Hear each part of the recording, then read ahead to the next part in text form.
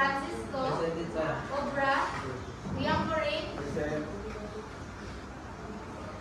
Pamilyar, Sahol, Sarigunga, Pinoy, Female, Anoos, Antuna, Sares, August, Kabuslay, Aranzo, Mila, Concordia, Jana, Pentes, Hava, Isaran, Madrid, Morga, Obrador, Sin, Tribusquillo, Savigliano, Southside, and the name of this game is Fat or Black Game. Are you familiar with this game? Yes. If not yet, then here is the instruction. Can you read? Identify whether the statement is fact or bluff. Raise your thumbs up if it is fact and thumbs down if the statement is incorrect. Okay, so the instruction is you have to raise your thumbs up. Can you raise your thumb? Okay, thumbs up, thumbs down. So this is fact. Can you say fact? Fact. Fact. Fact. Not fact, huh? Fact. This is bluff. Bluff. Okay, can you raise your thumbs down? Okay, bluff. Bluff. Alright. So, statement number 1. Everybody read. Isaac Newton is the one who first invented the telescope to observe heavenly bodies. Okay, is it fact or bluff? Who says fact? Okay, who says bluff? Alright, it is bluff. Who invented the telescope? Galileo Okay, very good. It's Galileo Galilei. Okay, let's have the next statement. The first law of motion is the law of inertia. Okay, the first law of motion is the law of inertia. Is it fact or bluff? Who says fact? Bluff ganina. Who says bluff? Alright. So, let's see. It's fact.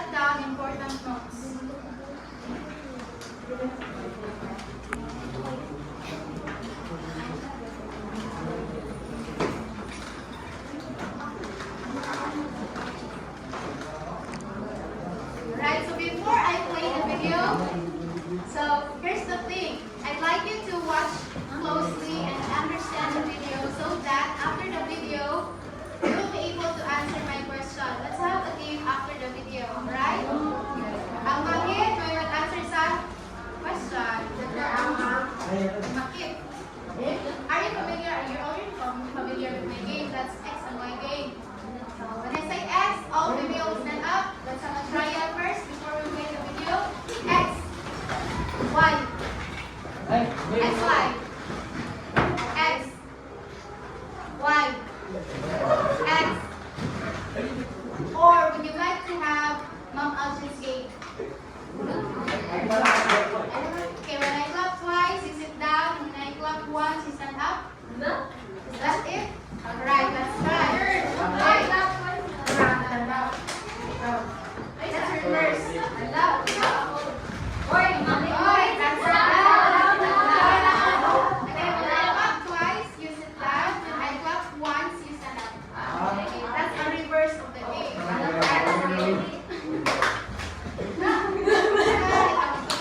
Okay, that's just a trial.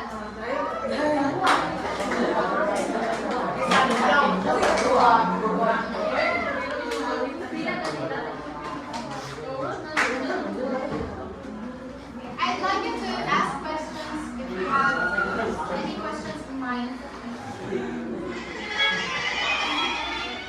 What happened? What happened?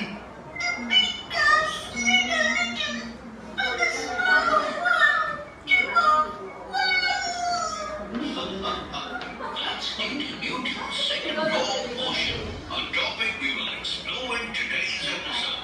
So, let's zoom in! Remember what we learned in our previous video about Newton's first law of motion? Let's do a quick revision. It said, an object at rest remains at rest, or, if in motion, remains in motion at a constant velocity, unless acted upon by an unbalanced force. I know what you are thinking. Why does the force have to be unbalanced? Well, the reason is that when an object is at rest or in motion, there are usually two forces acting on it, the normal force and the gravitational force. These forces are balanced, so the object stays in its current state. But when a new external force, like a push or pull, is applied, it creates an unbalanced force. This unbalanced force disturbs the object's initial state, causing it to accelerate, which means speeding up, slowing down, or changing direction. Now, the vital question is, what's this net unbalanced force that influences the acceleration of an object? Well, according to Newton's second law of motion, acceleration depends on two major factors, the net force acting on the object and the object's mass. Let's try to understand this with examples. Imagine you have a chair on a smooth wooden floor. You decide to push the chair gently with a small force of 5 newtons. The chair starts to move slowly across the floor. Now you decide to push the chair harder with a larger force of 10 newtons. What do you think happens to the acceleration of the chair? Exactly. The chair moves faster when you apply the larger force. This is because the acceleration is greater when the force is greater. So, we can conclude, the more force you apply, the more the acceleration. Conversely, if you apply less force, the acceleration will be less. This demonstrates that acceleration is directly proportional to the net force applied. Now, let's look at how mass influences acceleration by comparing two objects. Imagine you have two boxes. One weighs 2 kilograms and the other weighs 4 kilograms. You apply an equal force of 10 newtons to each box. Which do you think will accelerate more? Yes, you guessed it right. The 2 kilogram box will accelerate more because it has a lesser mass. This is because for the same force, a lighter object will always accelerate faster than a heavier one. So we can conclude that the lesser the mass, the greater the acceleration. And the more the mass, the lesser the acceleration.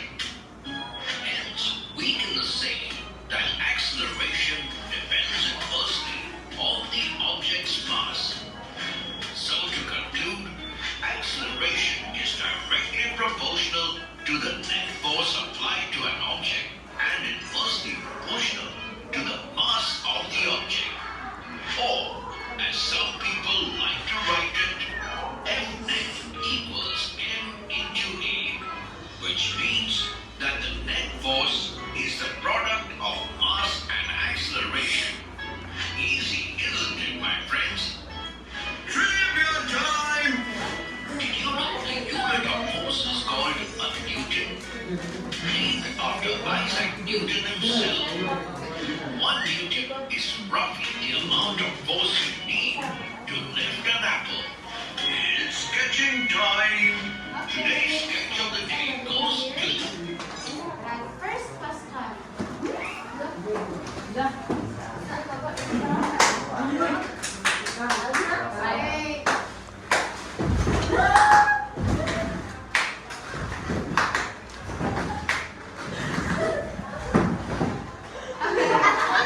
Let's young Kareem for the first question and Sorry Gumba for the second question. Now here's your question. Okay, first question. What is Newton's second law of motion? It's just very easy. Okay, what is Newton's second law of motion? Second law. What is the name of the second law of motion? Okay, stand up, young Kareem. Ha? Ang pangalan? Ha? Ha? Alright, sit down. You have an idea. Ano os? Okay, very good. Law of acceleration. You got 10 points. Alright. So, let's have the second question.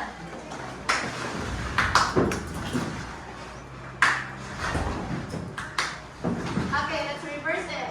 When I go up twice, you sit down. When I go up twice, you stand up. When I go up once, you sit down. Alright? Okay.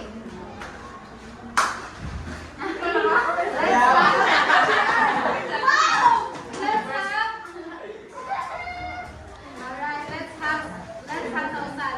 Okay, how does force affect the acceleration of an object? How does force affect the acceleration of an object?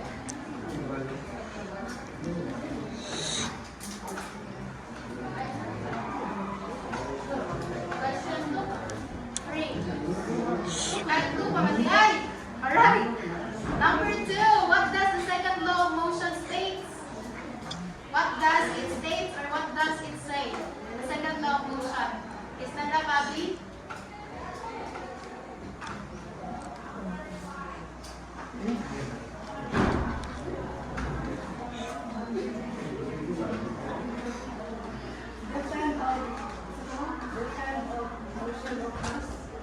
Ha? Alright, is it down? Anybody? Now let's have Hava. Yes, number 2 question.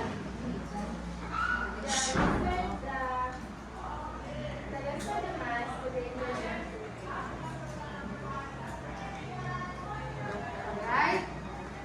Right? Okay, I'll give you 5 points. Let's have another answer. Do you have an answer? You say an answer. Yes. Fuentes.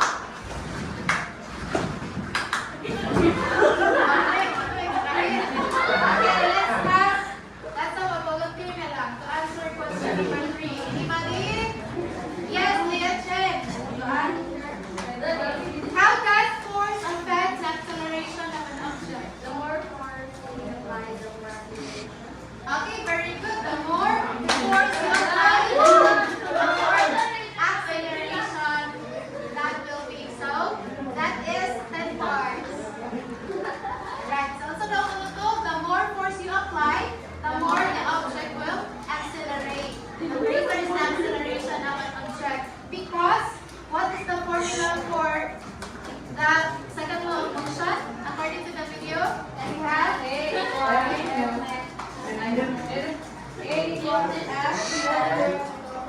right. So we have this one. If F sub net is equal to F times A. Alright. So we're in F. So many F. F net stands for the net force. Or it is simply written as F is equal to MA. The understandable na net force na siya ang F. Right, so F is force. Dahil M is mass. And A is acceleration. Alright, why is it called net force is directly proportional to mass? Okay. Okay, Liza. Why is it that if net is directly proportional to the mass of an object? Because nakalimutan ko ma'am, sabi your even when ang same lang nag-offer ang kuha ka to mas gaan na object kaya mas dali siya mag-acceleration sa Alright, good. So, it is directly proportional to mass because the heavier the object, the more force you need in order for it to accelerate. So, kung mayroon ka directly proportional, meaning to say, kung dako ka force mo kailangan, it means to say na dako po siya ang mass ang object. So, the same lang sila. Kung gani siya is needs higher force, meaning this one has higher or greater mass. Ano siya? Kaning mass. Alright. And it is also stated that if net is equal to mass times acceleration. So if you're going to get the acceleration of an object, then A is equal to saan man na siya? So we're going to derive the formula if net is equal to MA, then divide the 2 by F or mass in order to cancel out mass and isolate A. Kailangan i-isolate yung acceleration so that you will arrive at a formula to use on problems which requires you to get the acceleration. So A is equal to F net over M. So, what have you noticed in the formula? Lamina is directly proportional. Ang force is directly proportional to the mass. So, equal or siya equal. Kung mataas si force, mataas po ang mass. Kung mubo si force, mabukod ang mass. So, that is, acceleration is inversely proportional to mass. Say pasabot anak.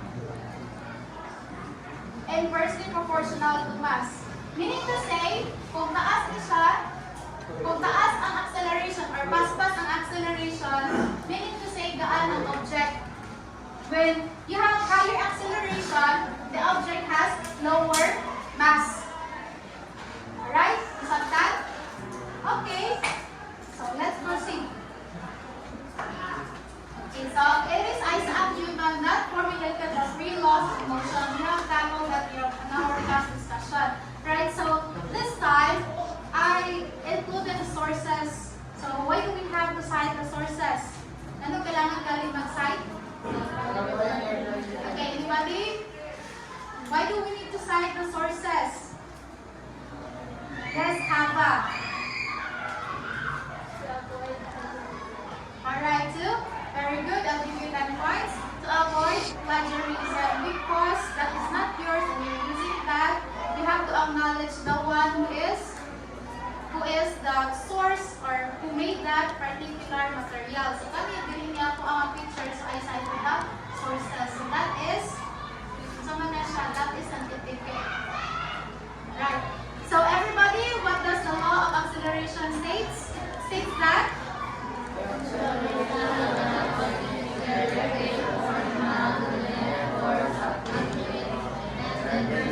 proportional to its mass. Okay, again, it states that acceleration of an object is directly proportional to the net force, and then it is inversely proportional to the mass of an object.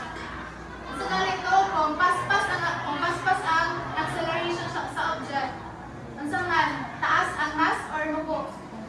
Meaning to say, mubo. Unsa man siya, mas dako pa nga force ang kailangan nato in order to accelerate kung mubo ang mass, or lesser lang ang atong kailangan nga force? Okay, we need lesser force in order to accelerate objects with lesser mass. Kaya directly proportional man siya. Kung inversely proportional, taas ang isa kang quantity, ang isa kay bumubo. Right. Meaning to say that the larger force, ano na itong iingon? If this one, 5 kilogram object or a ball, was exerted by a force, awa. Asa nga mas kailangan of force? Kani 500 kilogram or kani 50 kilogram? In order to accelerate. That 500 kilogram ball. So here is the formula.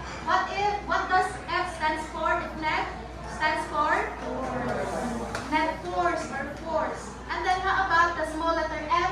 Mass. Mass. How about A? Small letter A. Acceleration. Right? So you have to remember the units of the force. Force is measured by Newton, denoted by a big letter M. So that was named after Isaac Newton. Alright, acceleration is measured using meter per second squared.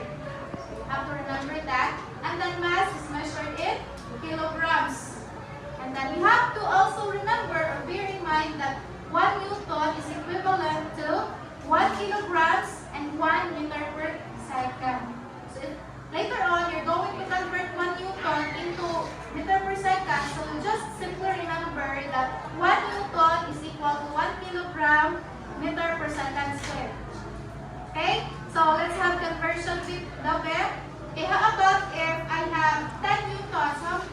How much is that in kilograms and meter per second? 10 kilogram meter per second. Okay, 10 kilogram meter per second squared. Right. So let's solve this simple problem. Okay, everybody read?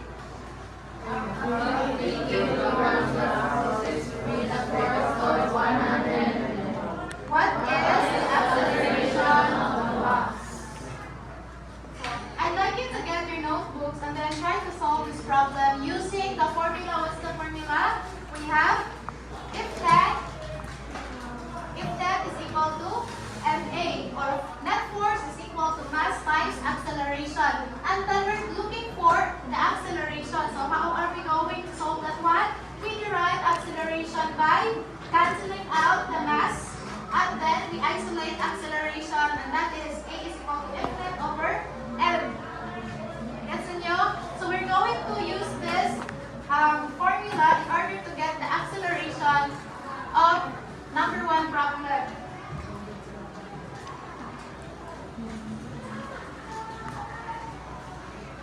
So in problem solving, the first that you're going to do whenever you're going to solve is to, if you're going to solve a problem, you have to, okay, very good, you have to identify the given. Alright, so problem number 1. So you have to identify the given. Can you help me identify the given? Yes, Christy. Do we have Newton or do you have force? Are we given the amount of force in problem number 1? How much is the force or net force acting on the object or the box? How much is force? Yes, sa rigumba.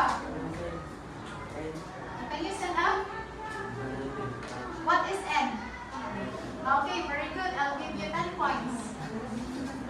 Okay, F is equal to 100 Newton. How about mass? Do we have mass? Yes, Jana?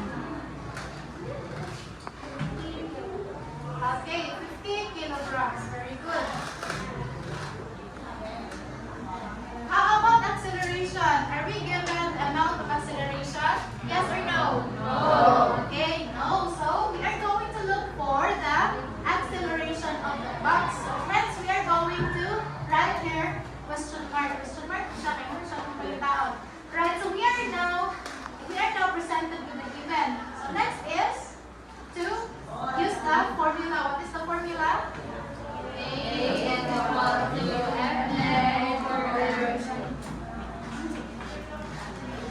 Over M. Right.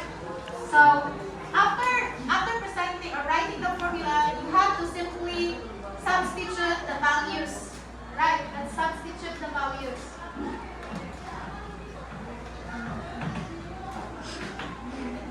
Okay. So A is equal to how much is the force? Net force? 100 kilograms. Right. So how much is the mass? 15 kg. Okay, 15 kg. Alright. So 100 divided by 50? 2. What is the unit?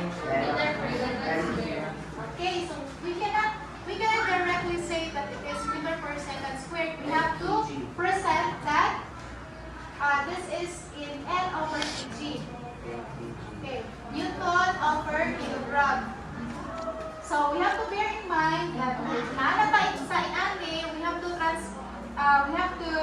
transform this one into the unit of acceleration. What's the unit for acceleration? Anybody? What is the unit for acceleration? Okay, Murga. Meter per second. Okay. I'll give you 10 points. Meter per second. Ay, naikulan.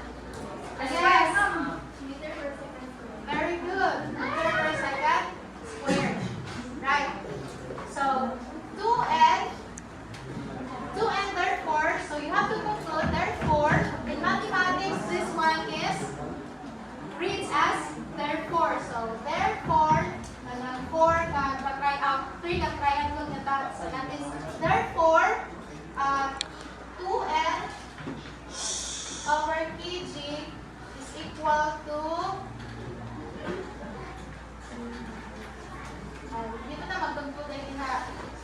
A is equal to 2n over kg wherein 1n is equal to 1 kg over meter per second squared. Therefore, therefore, 2 A is equal to 2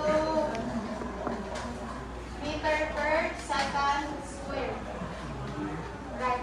Ngayon naabot man pa na rin at mahimo siyang 2 meter per second squared because atong i-cancel out si N and then si kg. Mabilin is meter per second squared na lang. Okay. Can you follow? Right. Let's solve another problem. What time is it? Say oras na.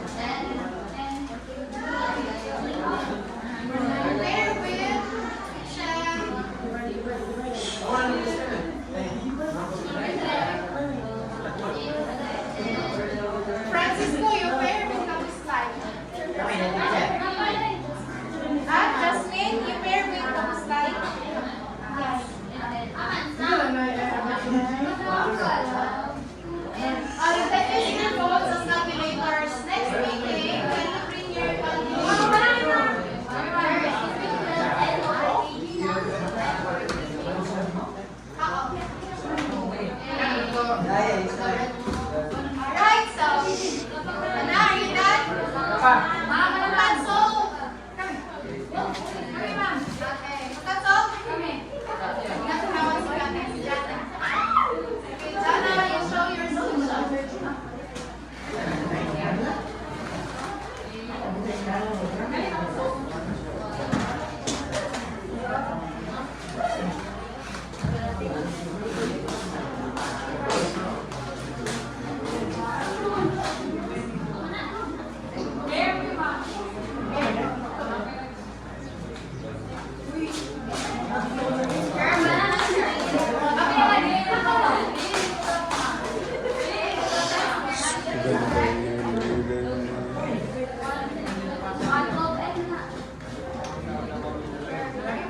Why is it that the answer is 12 meters per second? Do you get the same answer?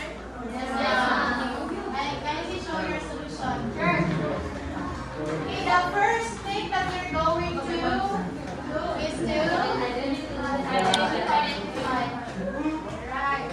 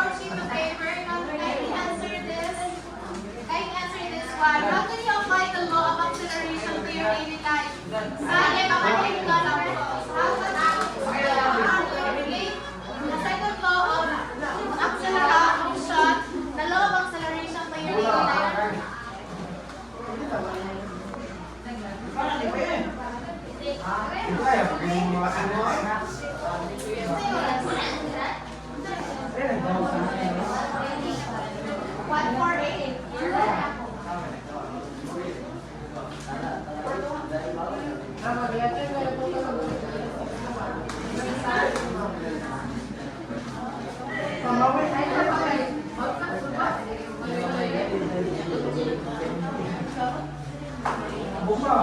Baik, Pak. then we log into question so that we can receive the first point for your problem solving. Pinaka na question. Morning.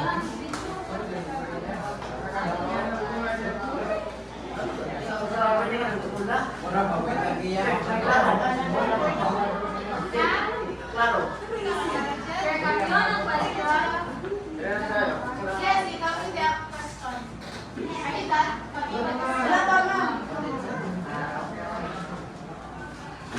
So that we can proceed.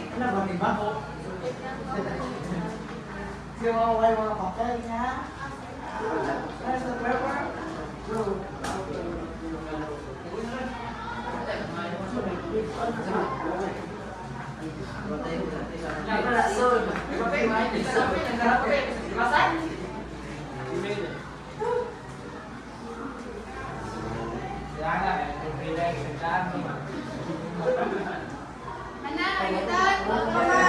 Are you done following the question? Okay, let's proceed to the problem solving. Wala pa? Okay na? Oh, gusto mo yung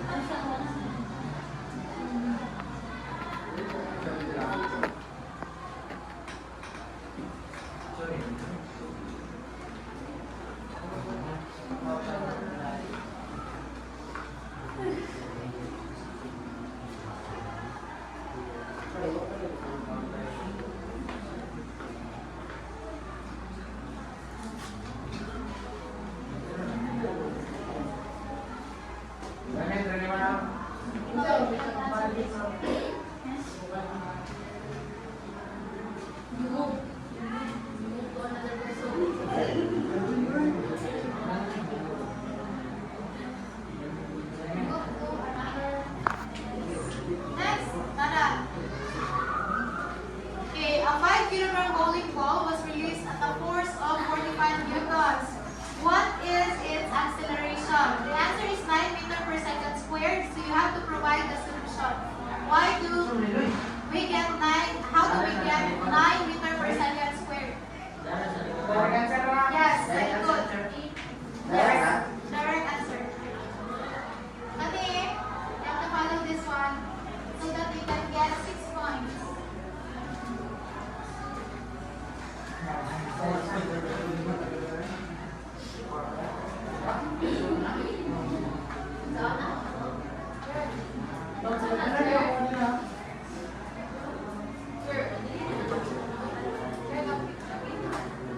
You solve directly. I'll give you 2 minutes to solve. Alright? You can use your phone, it's okay. 1 minute. 2 minutes. Afterwards, we're going to chat. Someone will volunteer to solve the problem here in front. Okay, Rachel, you're going to solve. Then right after, you're going to read your answer for the first activity. That will serve as your oral recitation.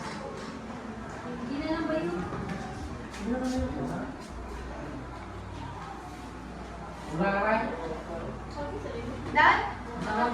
Okay, 1 minute left.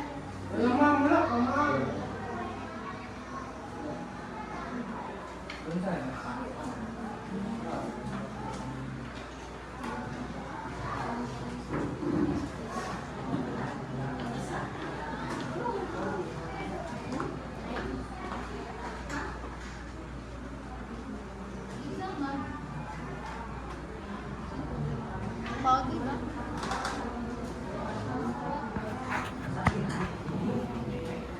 Dapat sir.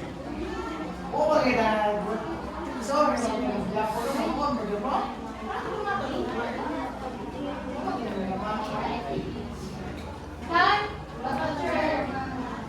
Okay, 30 seconds.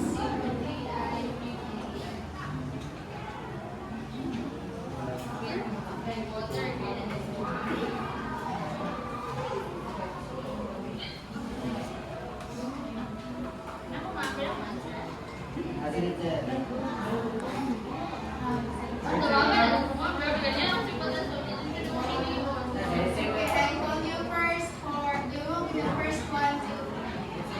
first activity. Okay, Rachel. Huh? Yes. Okay, time's up. Raise your pens. Okay, down. Let's check. How do we arrive at 9 meter per second square?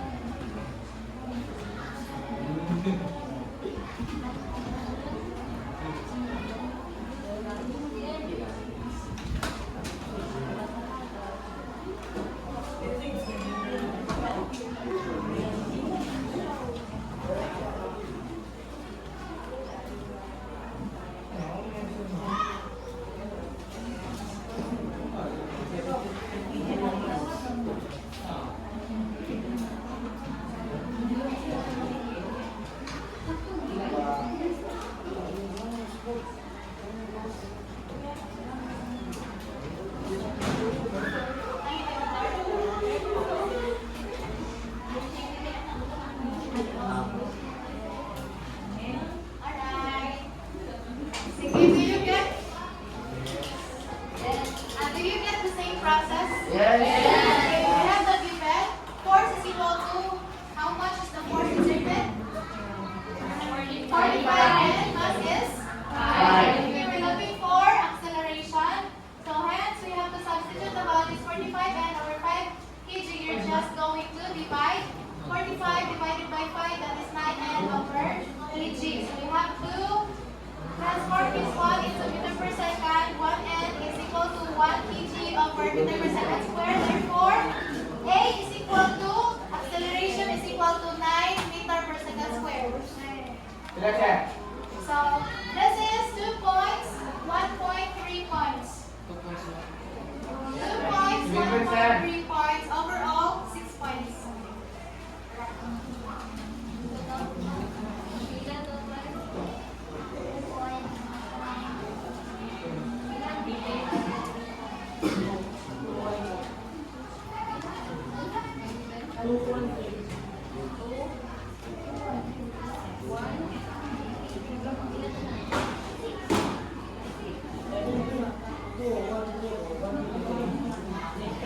Alright, so can I have somebody, yes, can I call in Naisa to answer the first activity? Okay.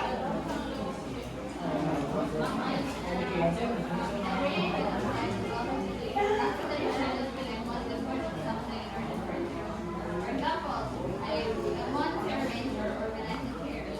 Next, I want my nieces to make art to move, so I'll exert force in order for it to move forward and Okay, very good. Right. So for your project, let's have project-based learning. For your project to be done at home,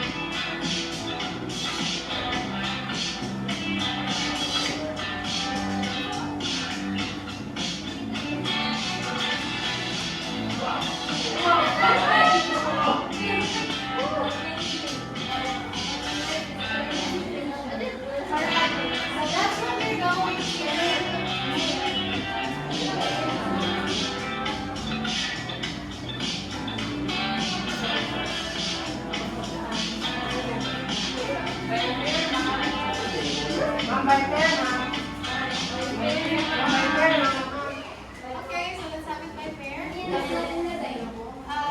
That also that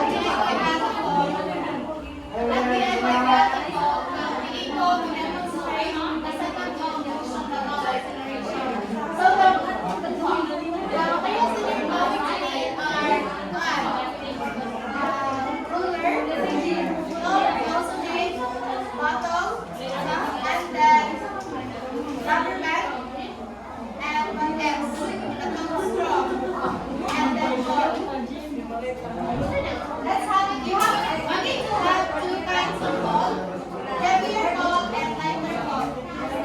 Wala, heavier ball.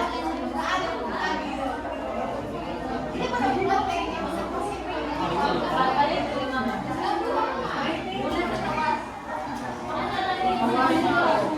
Okay, do you have any other questions? Okay, let's have another application for the second conclusion in our life is that we have something in mind when you're doing something, in order for you to get it, you have to work harder. The harder you exert efforts, the easier it will be for you to get your dream. Make your dream come true. Kindly pass your papers.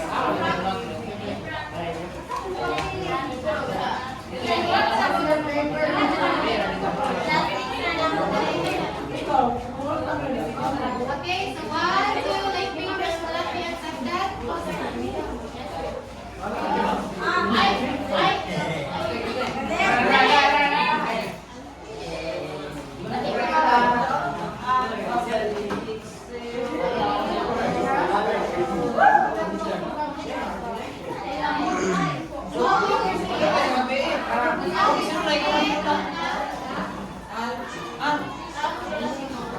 Alright, so everybody can please properly. Alright, do you have any